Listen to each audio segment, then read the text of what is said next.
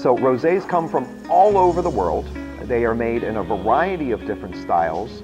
But one thing that rosés are not are the sweet, cloying white Zinfandel or blush wines that are still on the market today, but were really, really popular about 10, 15 years ago. Rosés are almost always dry wines, and you can expect flavors of strawberries, raspberries, tart cherries.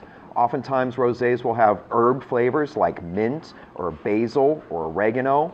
And also some rosés will have a little bit of a citrus flavor like blood oranges or grapefruit. To understand about rosés, I think it's important to understand how rosés are made.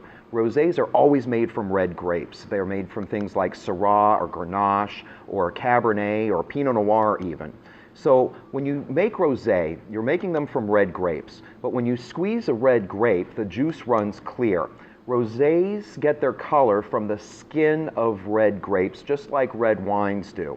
So when winemakers make rosé in particular, they take red grapes, they crush them, and then they soak the skins of the red grapes into the clear juice for a very short amount of time. Once the winemaker has achieved the desired color from the skin of the red grapes, they drain all of the juice off, separate the skins from the juice, and then ferment the pink juice. One way that you can tell what kind of rosé to expect is by looking at the color of the rosé.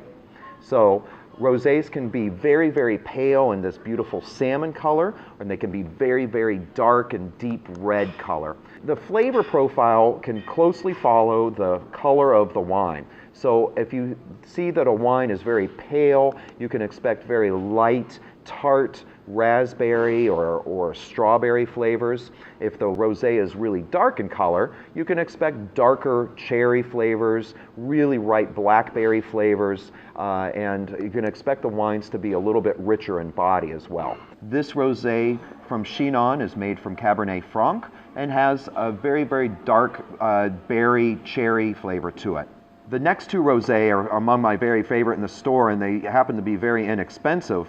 The interesting thing about both of these rosés is that they're made from primarily Syrah grapes. However, they're made in a very, very different style. The one on my right here is the Bieler rosé from the Provence region in the southeast of France, and it's a very light style and has a beautiful herbal quality to it. Next to it is the Charles & Charles rosé from Washington State. It too is primarily Syrah, but it has really deep, dark, rich berry, cherry flavors that go really, really well with barbecue. To learn a little bit more about what kind of food pairs with rosé, let's go to Nick's on Broadway and talk to chef owner Derek Wagner. When we're doing wine pairings here at the restaurant, we talk about table wines. Yeah. You know, we all have individual tastes and things that we might gravitate towards, but we look for when we have larger groups or families or a mixed group of maybe younger and older people with different palates, we try to find those wines that will make great table wines that'll go well with, if you're having steak, I'm having fish, you know, or someone likes dry wines, someone likes sweet wines. We don't want to order 2 bottles. Let's find something that goes in the middle, and many of our rosés are often wonderful table wines in that way, where they just go with just about everything. Yeah, that makes me happy. Yeah. We like to buck the tradition of that, you know, it only has this one place, it can only be drank in the early springtime, it only goes, as much as it goes wonderfully with oysters, and we often do a lot of shellfish pairings with it, that it goes with other things as well, and things that people just normally wouldn't think or gravitate towards. One of the things right now that we think that it goes exceptionally well with is fish and vegetables. So for brunch, we'll do a lot of fresh fish, and we'll often leave the skin on and let it get nice and crispy. So it gets that minerally, briny, you know, just salt water, beautiful, beautiful flavor. We'll put the fish right on top of mixed vegetables, and right now we have beautiful spring vegetables, asparagus, fiddleheads.